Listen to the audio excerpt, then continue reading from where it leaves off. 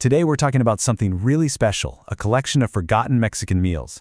But these aren't just recipes you find in a cookbook. Oh no, these are stories of survival, each one created for a really profound reason.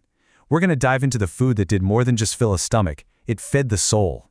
And that quote right there, it just says it all, doesn't it? It perfectly sets the scene. We're looking at food that tells a story of being resilient, of being alone, but also of having this incredible self-respect. These meals came from pure necessity, but man, they carry so much emotional weight. You know, there's a certain kind of quiet that fills the kitchen when someone lives alone. And that very silence, that's the problem these meals were designed to fix. It's true, a home where nobody's cooking can really feel like it's lost its heartbeat, its pulse. But here's the thing that's so fascinating. The real issue here isn't what you probably think it is. It's not about hunger. I mean, come on, anyone can eat a handful of crackers to survive, right? The real problem, the deeper one, is about dignity. It's all about answering that quiet question you ask yourself. Why bother? Why should I cook a real meal just for me? All right, so let's get into it. We're going to start with the absolute basics, the bedrock of cooking to survive on your own. These are the meals you can build from pretty much nothing, but they give you everything you need to keep going. First up, we have an absolute classic, sopa de fideo. For so many people, this is the ultimate comfort soup. It's totally iconic, and its real power is in just how beautifully simple it is. And just look at this breakdown. We are talking about a meal that costs, what, a few pesos? Pennies, really. But its value is just huge. It all starts with this one simple act. You toast these thin little noodles in some oil. And as they get all golden brown, this incredible, nutty smell just fills the whole kitchen. And that right there, that just says it perfectly. That smell is so much more than just cooking. It's a sign of life. It's the sound, the smell, of a house that is still a home. It's proof that someone is there, that the stove is on, that the house still has a pulse. Okay, next up, let's look at another foundational meal, Frijoles de Olla. Just a simple pot of beans. It sounds so humble, but you can't deny its power. So here's the key thing to understand. This isn't just a recipe. It's a full-on system. It's an economic strategy for survival. One 30 peso bag of beans, that could turn into 12 different meals. The pot just hangs out on the stove like this constant, reliable friend, ready with a bowl of something nourishing whenever you need it. Okay, so we've got the survival basics down. Now, let's build on that. We're going to move into meals that add this really crucial layer of comfort, of warmth, of just being intentional. These next few dishes are amazing because they show how one tiny, cheap addition can change everything. So you take Arroz Rojo con huevo, you put a simple fried egg on top, and bam, what was just a bowl of starch is now a real, satisfying meal. Or Caldo de Habas, a fava bean soup. It's not just about the beans, it's about that deep, earthy warmth that heats you up from the inside on a chilly day. And then Lentejas con plátano, it's a fried plantain that just elevates the whole thing. And that plantain, that's the whole point, isn't it?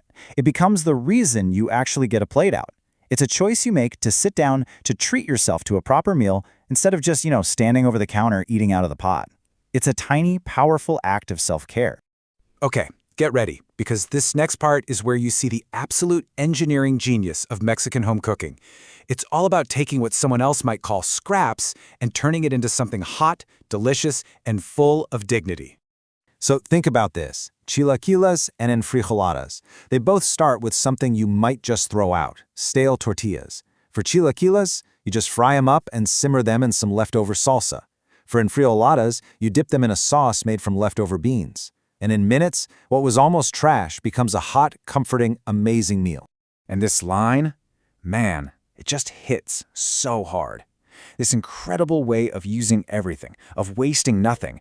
It wasn't some trendy buzzword like sustainability. For our grandmothers, it was just life. It was just another Tuesday. So, as we start to bring all of this together, when you look at all these examples, you really start to see the true reason behind these meals. And it's something so much deeper than just filling an empty belly. This right here is the heart of our entire explainer. The problem isn't hunger, it's dignity. The simple act of cooking a pot of lentils, it sends a message that this kitchen is alive. Setting one single plate at the table, it declares that this house is still a home. It's the difference between just existing and actually living. So, what are you really saying when you cook one of these meals just for yourself? You're saying, my stove is still being used. This house still has a pulse. You're declaring, this pot is for me. This plate is for me. And the most important thing of all, you are telling yourself, loud and clear, that you are worth cooking for. And that brings me to one last question for all of you. Thinking about these meals, sopa de fideo, frijoles de olla, chilaquiles, which one of these did your abuela, your grandmother, make for you? Seriously, tell me in the comments which of these meals just brings back a flood of memories. I'm really curious to see if sopa de fideo gets more love than chilaquiles. Let's see. And hey, if you found this explainer meaningful, please give it a like and subscribe for more deep dives like this. Your support, it helps us keep our kitchen alive here too. Thanks so much for watching. So today we're doing something a little different. We're not just going to look at recipes. We're actually stepping into the kitchens of Mexican grandmothers to uncover a whole philosophy. It's a way of cooking that was really born from survival, but it holds these incredible lessons on dignity, flavor, and, the art of making something truly delicious out of almost nothing. So, let's dive in. And this quote, it just gets right to the heart of it. For so many people, especially older folks living on their own, the daily battle isn't really a lack of food. I mean, you can eat crackers and survive, right? The real problem, the one that really weighs you down, is this feeling that cooking for just one person is, well, pointless. Why bother heating up a pot? Why wash a dish that nobody else is even going to see? And that feeling, that can be absolutely crushing. Well, this is where the answer comes in. It's this idea of intelligent cooking. It's a term for a skill that was basically invented by people who had next to nothing, but who absolutely, positively refused to eat badly. They didn't have fancy cookbooks. They had cupboards with maybe 3 potatoes and a single dried chili, and from that, they built meals that warmed your soul.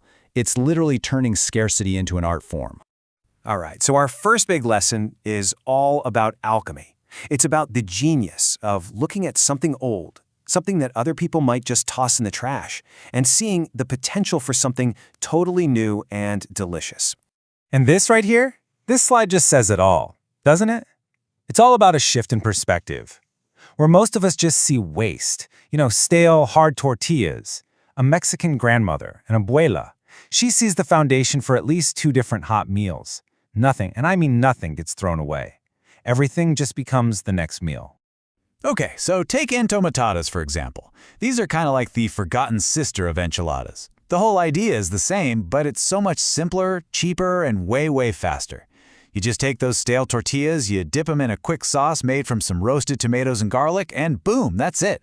A hot, satisfying meal in about 15 minutes, using stuff that's always sitting around in a Mexican kitchen. And then, of course, there's the original tortilla soup. Now, I'm not talking about that fancy restaurant version that's piled high with avocado and cheese. No. At its heart, it's just stale tortillas cut into little strips and fried till they're crispy, then dropped into a simple, rich broth made from tomatoes and a couple of dried chilies. It looks elegant, it tastes super complex, but it costs next to nothing to make. And that right there, that gets to the real magic of it all. A bowl of this soup does so much more than just fill your stomach. When you sit down to eat this beautiful, simple meal that you just made from leftovers, it's this powerful reminder that, yeah, you are absolutely worth the effort. Okay, so our next lesson comes straight from the ground itself. It's all about finding incredible flavor and nutrition in the simplest, cheapest, and sometimes even free ingredients that, let's be honest, most of us completely overlook every single day. So, what you're looking at here are verdolagas, or what some of you might know as purslane. This stuff grows everywhere, in sidewalk cracks, in empty lots, and for years it was thought of as a poverty food, something to be ashamed of.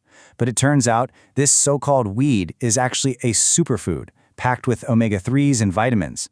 When you stew it in a simple green salsa, it becomes this delicious, tangy, and completely free meal. Okay, now check this out. 5 pesos. That's less than 30 cents. I mean, what kind of meal could possibly cost so little but still feel substantial and warming? Here it is, caldo de papa con chile. And the recipe? It's almost unbelievably simple. It starts with some cubed potatoes and water. Then, you take 1 single dried guajillo chile, you soak it, blend it, and add it to the pot. You let it all simmer together, and in about 25 minutes, that broth turns this deep, glowing amber color. It's beautiful. And this is the whole point, right? That one dried chili completely transforms a simple pot of potatoes and water into something with a warmth and depth of flavor that just defies how cheap it is. It's the ultimate proof that having no money does not mean you have to eat food with no soul. All right, for our final lesson, we're talking about pure strategy. This is about the brilliant engineering behind one-pot cooking, specifically designed to make cooking for one not just something you can manage, but something that's actually sustainable. So let's kick things off with something called Fideo Loco. The name literally means crazy noodles, and that's kind of the whole point. It's basically your permission slip to cook without a plan. You toast some thin little noodles in oil, cover them with broth, and then you just throw in whatever you've got. A single potato, a few spinach leaves, a little bit of leftover ground beef. The noodles don't judge. They just soak up all those flavors and turn it into dinner. And this brings us to what might be the most important principle of all for solo cooking, the two-meal solution. It's such a simple equation. You cook once, but you get 2 meals out of it. This one single act solves the absolute hardest part of cooking for one, which is, what do I do with all the leftovers? And the absolute perfect example of this is Arroz con Pollo en una olla. It's one-pot chicken and rice. You brown 1 chicken thigh, then you toast 1 cup of rice in that rendered chicken fat, which is amazing, by the way. You add a simple tomato broth and some water, put the lid on, and about 35 minutes later, you have a complete meal. And it makes 2 perfect servings, dinner for tonight and lunch for tomorrow. 1 effort, 2 dignified meals.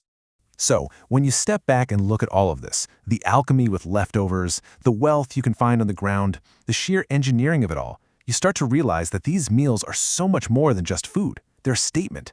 They're like a declaration in a bowl. Which, it makes you stop and ask this question.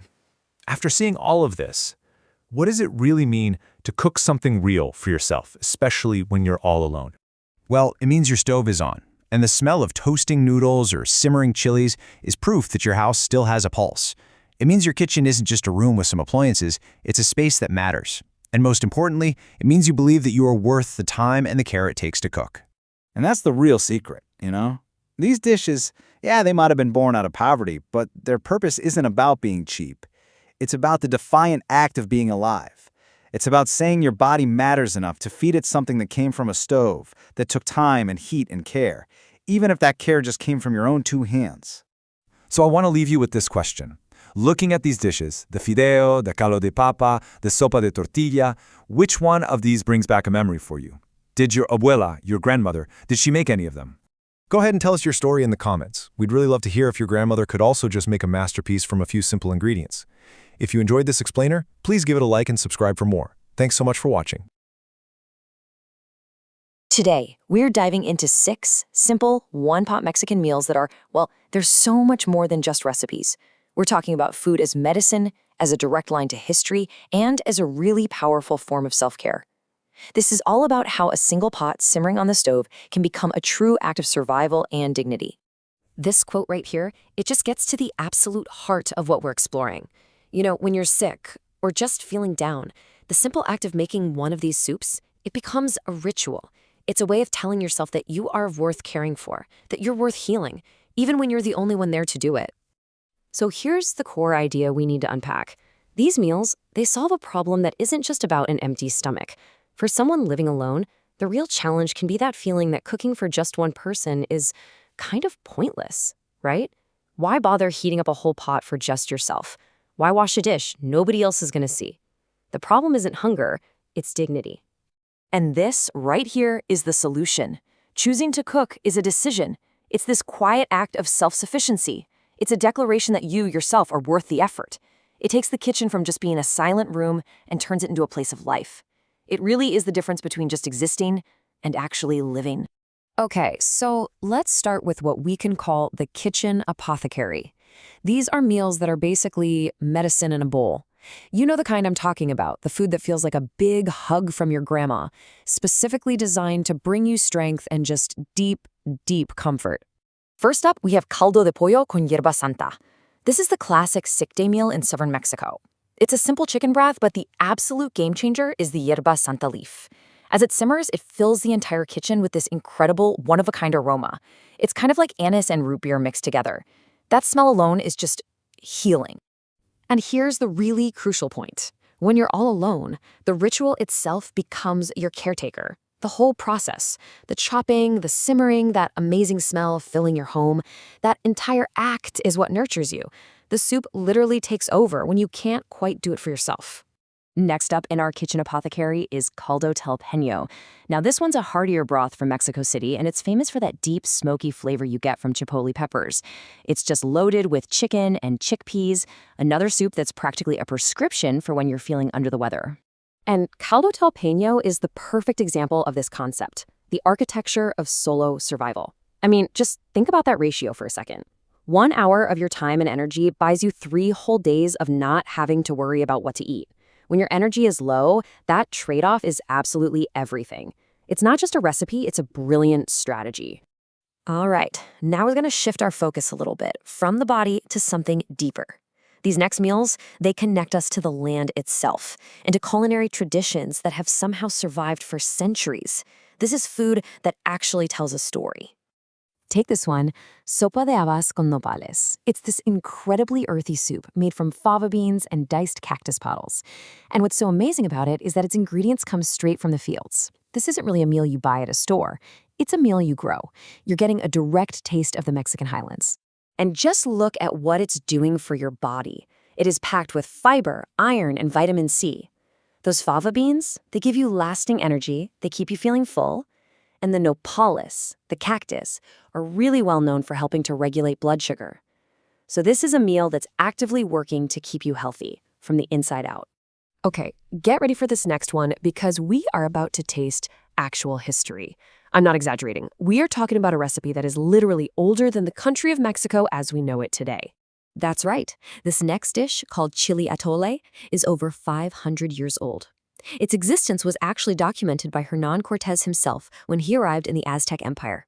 Think about that. You are looking at a recipe that has survived conquests, revolutions, and famines. So what's in it? The simplest things you can possibly imagine. Corn masa, green chilies, water, and an herb called epazote. That is it. Its power is in its profound simplicity. It just goes to show you that the things that last the longest are often born from pure necessity. This is not just food. It's a taste of pure, unadulterated resilience. So our next section is all about a kind of culinary magic. It's this alchemy, this ability to turn simple, humble, you might even say poverty ingredients into meals that feel rich and abundant and truly beautiful. Papas con chorizo is a perfect example. I mean, it's just diced potatoes cooked up with a little bit of chorizo in a skillet. But the secret, the magic, is the chorizo's red grease. It coats every single piece of potato, creating what the source material calls an illusion of abundance. It stretches a tiny amount of meat into this incredibly hearty and satisfying meal. And then you have sopa tarasca. The reality? It's a poverty dish from Michoacan, made from leftover beans and stale tortillas. But the perception? Oh, it's this velvety, smoky, beautiful soup that honestly tastes like it came from a fancy restaurant. It totally tricks your palate in the best way possible. And that's the whole point of a meal like sopa tarasca. It's the message it sends to the person making it. When you create something that beautiful, just for you, it's this powerful reminder that eating alone does not mean you have to eat poorly. It's dignity served in a bowl. And that brings us to our final and maybe most important idea. All of these meals, all these histories and strategies, they all really boil down to one thing: becoming your own caretaker through the simple, powerful act of cooking. And it all starts with these 4 simple steps. And this isn't a chore list, it's a ritual of self-worth. Heat a pot.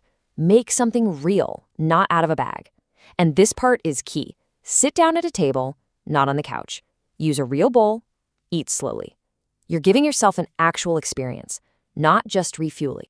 Because in the end, that pot of soup simmering on the stove is so much more than just dinner. The warmth, the smell filling the house, it's a declaration. It's proof that the house has a pulse. It says loud and clear, I am still here and I am worth feeding. Wow, I don't know about you, but thinking about all this makes me really want a warm bowl of soup. So let me ask you, what's that one soup for you? The one that brings back memories or just makes you feel completely taken care of? We would genuinely love to hear about it. Go ahead and share your favorite comforting soup and maybe the story behind it in the comments below. And of course, if you found this valuable, please give this explainer a like and subscribe for more that break down fascinating topics just like this one. Thanks so much for watching. You know, today we're not just running through a list of recipes. Not at all. We're actually digging into a story about survival, about resilience, and about the incredible dignity that can be found simmering away in a single cooking pot. This is all about how a simple meal can be a real, powerful act of life itself. So, let's just get right to the heart of it. For so many people living and eating alone, the real problem isn't hunger. I mean, you can survive on crackers, right? The real challenge is finding a reason to cook in the first place. Why on earth would you heat a whole pot for just one person? Why wash a dish that nobody else is even going to see? Well, these meals are the answer to that question. They are basically designed for one pot, one burner, one bowl, and one person. Each one is like a perfect solution to the silence of an empty kitchen. So we're going to explore them in a countdown, starting with our sixth and, yeah, probably most complex meal. All right, kicking things off at number 6, we have mole de olla. It's this rich, beautiful beef and vegetable stew. Now, I know this is the most complex recipe on our list, but it's not really about difficulty, it's all about strategy. Think of it like a smart investment. It's kind of a perfect Sunday meal, where you use these amazing chiles and vegetables to stretch a small, affordable piece of beef into something absolutely magnificent. All these ingredients come together to create this deep, flavorful broth that'll feed you for days. And this is the genius part. One pot of this stuff can make 5, maybe even 6 servings. I mean, think about that. That's a single Sunday afternoon of cooking that buys you an entire week of not having to think about your next meal. The effort absolutely pays for itself. Okay, let's move to number 5 and see how this idea builds. This is arroz con leche salado.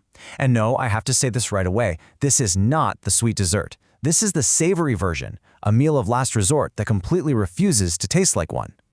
I mean, just look at the simplicity here. White rice, milk, and a pinch of salt. That's it. It is the ultimate pantry meal, turning the most basic staples you've got into something creamy, rich, and so comforting. The real power here is in the act itself. To make this, you have to stand there and stir the milk constantly so it doesn't scorch on the bottom of the pot. And that simple, repetitive motion, it's not a burden, it's a meditation. It's proof that your hands still work, that your stove is on, and that your kitchen still matters. Coming in at number 4 is maybe the ultimate comfort food, Caldo de Albóndigas, or meatball soup. This is the dish that feels like a warm hug, the one that everyone's grandmother somewhere, somehow, made to chase away the cold and just cure whatever was ailing you. So what's the secret? The one ingredient that completely transforms it? It's the mint. Seriously. Without it, you just have meatball soup. But with it, you have Caldo de Albóndigas. A quarter kilo of ground beef stretched out with a little rice and egg could feed 3 people. And here is the pure genius of it for a solo cook. You can make a huge batch of these meatballs, freeze them individually, and then just drop them into a simple broth anytime you need a hot, comforting meal. Make once, eat many times. That is the architecture of solo survival. Okay, for number 3, we have sopa de migas, breadcrumb soup. It's a meal that was born from the absolute bottom of the economic ladder, made from stale bread that bakers used to literally give away for free. This dish is so humble, so deeply tied to poverty, that today almost no one under the age of 60 has even heard of it. But it fed thousands. It was the result of a woman taking free, stale bread and absolutely refusing to let her family go to bed hungry. It is a monument to resilience. At number 2, we've got pozole blanco de rancho. Now, this isn't the complex red or green pozole you might get in a restaurant. This is the simple, pure, ranch-style version. And it's not a quick meal. It's a project, a slow, incredibly rewarding act of patience. The beauty of it is just in its purity, just these core ingredients with no heavy sauces to hide behind. The broth stays totally clear, and the hominy swells until it opens up like little white flowers as the pot just simmers through the night doing all the work for you. And the reward for that patience is, well, it's extraordinary. One single pot of pozole blanco can feed one person for 4 to 5 days. That is nearly a week of incredible eating from just one evening of cooking. The pot does the labor and you get to do the eating. And that brings us to number 1, the ultimate meal on our list. It's so much more than a soup, it's a statement. It's Caldo de Res, or beef soup. You know, the power of this dish starts way before you even take a bite. It's the smell, the aroma of cilantro and cabbage, and that simmering beef bone that fills the entire house, signaling to every corner of your home that the kitchen is alive, that someone is here. And get this, for about 80 pesos, the cost of one single beef bone and some vegetables, you could create a pot of food that provided security for 5 full days. 5 days of nourishment, 5 days of not having to worry. And this is exactly why it's number one. That pot of caldo de res, simmering away on the stove, it's not just about sustenance, it is a declaration. It's the meal that says, I am still here. The stove is on, the pot is full, and my house smells like a home because I care enough to cook for myself. That act, that simple pot of soup, is the ultimate expression of self-worth. So ultimately, whether it's the mole de olla, the pozole, or the caldo de res, these meals were never just about being cheap. They are about being alive. They represent the decision that your body is worth feeding and your home is worth warming with something real, even if, and especially if, that care comes from your own 2 hands. So, I want to leave you with this. This week, choose one. Buy a beef bone and some vegetables. Heat a pot of water. Make something real.